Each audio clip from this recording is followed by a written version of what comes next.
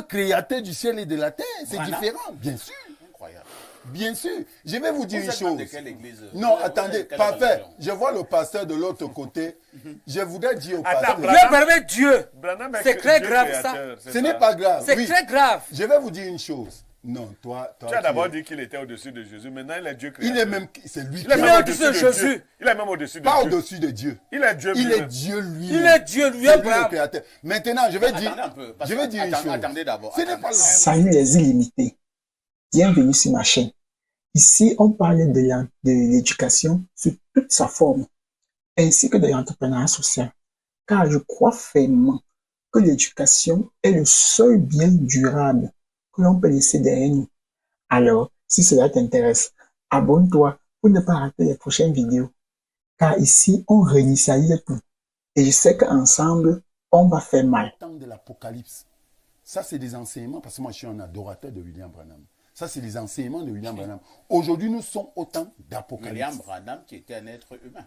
Non, mais écoutez, là, c'est un autre problème. Peut-être que je reviendrai. William Branham n'était pas Jésus. Non, William Branham même était au-dessus de Jésus. Ah bon? Tout à fait. Incroyable. Oui, allez vérifier. Jésus lui-même était un être humain. William Branham était quoi dans la Bible? Non, mais est-ce qu'on a besoin d'être dans la Bible pour exister? William Branham était au-dessus de Jésus. Bien sûr. Ce que Vous êtes d'accord, apôtre? Non, je pense que c'est des balivernes sur lesquels il faut directement couper. Oui. Vraiment, pasteur. Wanda.com. Justement, je prends cet exemple pour lui expliquer. Vous allez voir. William Branham est à quel niveau dans la vie? Laissez-moi répondre parfait. Répondez. Vous allez voir qu'avant que Jésus ne vienne sur la terre, il n'était pas dans la Torah. Il n'y avait que des prophéties qui démontraient que non, il arrive. Vous comprenez un peu? Non, vous n'avez pas répondu à la question. William Branham est à quel niveau à la Bible? Dans l'Apocalypse. Vous allez dans l'Apocalypse. L'Apocalypse, c'est le dernier livre. Même Jésus parle de William Branham. Ok? Il ne cite pas son nom parce que... Je voulais vraiment poser la question. Jésus parle de Branham. Bien sûr. À quel niveau? Ce n'est pas le débat. Le problème, c'est que s'il faut aller dans ce sens, ça sera... Ce que je voulais seulement dire, parfait. On ne va surtout pas s'éloigner du débat. Voilà. Mais je pense qu'il faut le dire très clairement. Il faut le dire très clairement. William Branham est un personnage historique qui a vécu dans les années 40 et qui était, n'est-ce pas, un leader religieux. Tout à fait.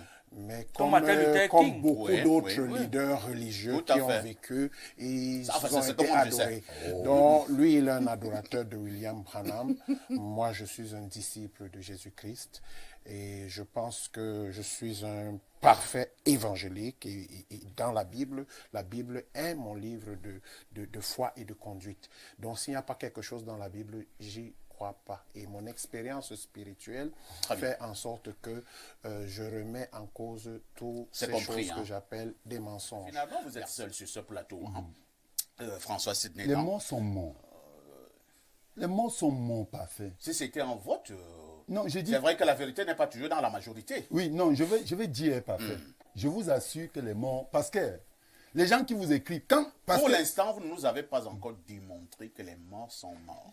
Vous savez pourquoi je vous le dis? Démontrez-nous. Je vais d'abord vous expliquer. Quand les gens essayent de dire ici que les morts ne sont pas morts, c'est parce qu'ils pensent que même quand quelqu'un a été enterré, il peut revenir et faire beaucoup de choses. Signé. Oui. Brahim est mort.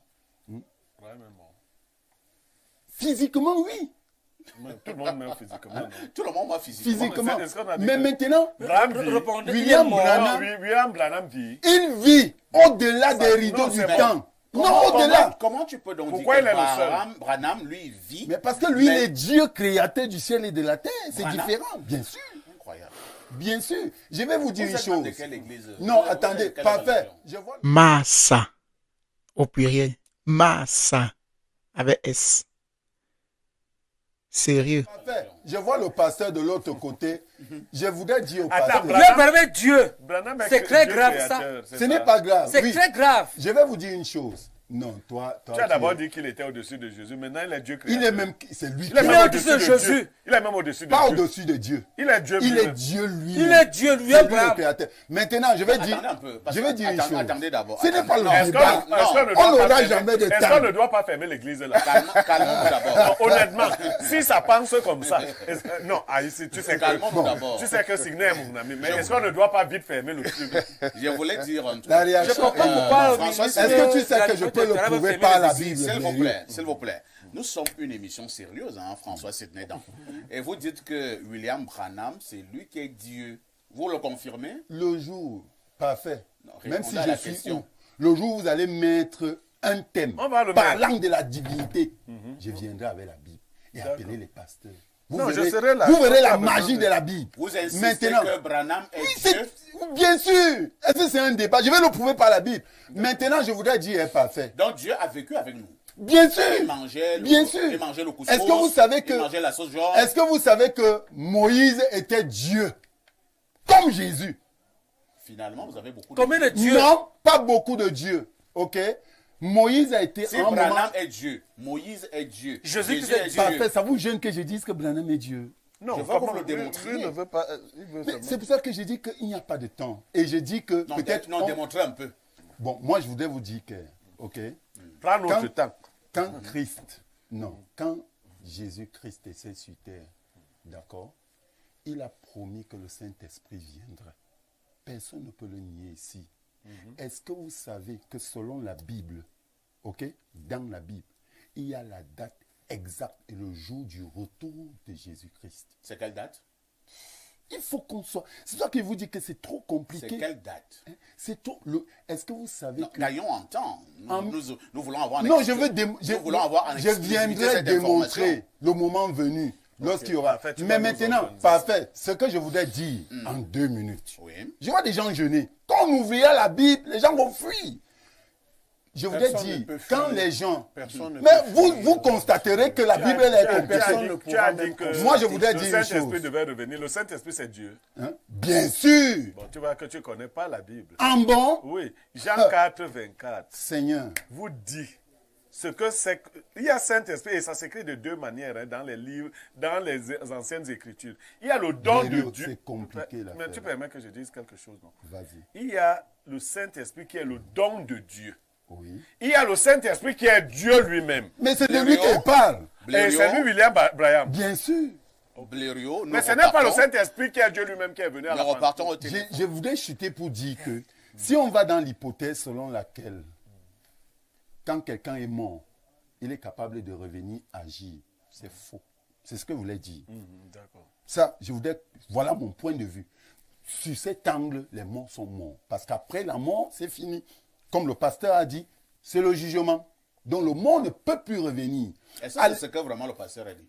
Que le mort ne peut plus revenir? Dis ta part. Non, il a cité, je cite la Bible. Dis ta part seulement. Il reconnaît quand même qu'on peut invoquer les morts, sauf si je me trompe. Oui, bien sûr. Qu'on peut invoquer les morts. Et puis, je suis parfaitement d'accord avec lui qu'il est impossible une interaction entre quelqu'un qui soit mort et quelqu'un qui soit vivant. C'est ça. Il faut même ce que tu as vécu dans la Bible.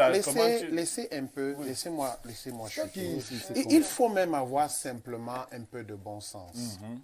Prenons quelqu'un qui est un assassin et qui a assassiné beaucoup de gens et qui sont morts. Croyez-vous que si les gens avaient la possibilité de faire quelque chose, ils pourraient survivre? Mais bien sûr, il y a des morts qui ont torturé les vivants. Il y a des morts qui ont torturé les vivants. Ce ne sont pas des morts. Tu as posé la question, je te réponds. Deuxième chose ça ne peut pas être des morts. Une maman qui décède, un papa qui décède et toute sa famille souffre comme la plupart des familles souffrent après le décès de leur personne. Comment est-ce que ces familles peuvent souffrir si de l'autre côté, ils avaient la capacité de venir... Parfait, je réponds. Je réponds. Non, ce n'est pas une affaire de bon. Non, tu poses une question très importante. Il faut que tu en aies la réponse. Quand vous allez dans le séjour des morts, c'est comme dans le séjour des vivants. Il y a des morts qu'on menace là-bas. Tout le monde n'a pas le même pouvoir là-bas. Ne pense pas que si ton père était un voyou. Non, il faut... Des gens qui ont du pouvoir. Non, le pouvoir de la terre n'est pas le pouvoir de la mort. Si ton père était un petit esprit, quand il parle là-bas, on le brime. Je parle des soi-disant grands esprits qui, la fin de leur vie finit quand ils décèdent. Il est un grand sorcier, il est un grand magicien et il n'arrive à rien faire quand il est parti. Je parle d'une expérience solide. Par humilité, nous ne disons pas beaucoup de choses. Mais nous ne sommes pas des enfants. Non, mais pasteur, tu ne dis pas qu'il y a des pères de famille morts qui sont venus rendre riche leur famille. Tu n'as pas d'exemple? C'est des esprits. Ne confondez pas les esprits et les morts. Je vais attirer l'attention sur le fait qu'il y a ce qu'on appelle les esprits des morts. C'est ça. Ce sont des personnalités spirituelles qui gèrent le domaine de la mort et qui ont des capacités de s'identifier à un défunt. Tout à fait. Je parle même d'une expérience personnelle dans laquelle je ne veux même pas entrer. Mais je veux dire que ces personnes qui sont venues, par exemple, au nom de mon père, dès que j'ai dit foutez le camp au nom de Jésus, ils ont disparu à la seconde. Tu mélanges tout. J'essaye de vous dire qu'il y a ce qu'on appelle des démons et il y a ce qu'on appelle les morts. Quand vous mourrez, vous allez quelque part où vous ne pourrez jamais venir. Vous ne pouvez même pas savoir ce qui se passe ici. Non, cette fois, c'est pas vrai. Mais les autres choses que vous déterminez, moi je dis, non, parce que j'appelle même ces choses les charabia spirituels. Les charabia spirituels qui sont dans beaucoup de livres spirituels qu'on voit partout et dans les réseaux sociaux. Moi, j'essaie de dire que les choses sont très claires. La Bible. Nous sommes tripartites. Un homme est tripartite. Il a un côté. Vous l'avez suffisamment dit. Voilà. Moukulimba, le pasteur insiste donc, lorsque vous êtes mort, vous ne pouvez même plus revoir ce qui se passe ici sur terre. Dites que c'est mon point de vue aussi, Papa, ici. Monsieur Parfait, si nous soutenons ce que le pasteur dit, il faudra donc que la Bible soit bannie. Pourquoi? C'est clair. La Bible soit bannie parce que personne de nous ici a 100 ans. Où nous sommes ici sur ce plateau, personne n'a 100 ans. Personne n'a même 60. Personne n'a même 60 ans sur ce plateau. Mais la Bible existe depuis plus de 2025 ans.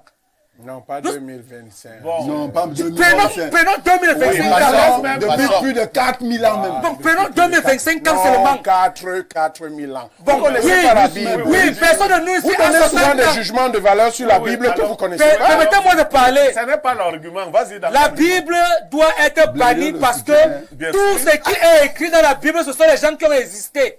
Et apparemment, ce qui a existé, ça veut dire qu'on doit parler à mémoire de lui. Alors, si moi je parle à la mémoire de mon grand-père, de mon père, et que vous parlez à la mémoire de Moïse, de Branham, de Jésus, de tous ces, de tous ces morts, parce que tous ces gens dans la Bible sont morts. Personne n'est vivant. Mais il y a quand même des prières de saints chaque jour dans les églises catholiques. Qui est catholique ici? Que ça soit catholique ou tout ce que tous vos églises là, vous priez dans la Bible de ceux qui ont écrit qui sont morts. Même ceux qui ont écrit la Bible sont tous morts. Alors, il est donc question qu'on oublie tout. Moi, je veux que ne faites pas l'amalgame des choses. N'oubliez pas que vous êtes d'abord africain.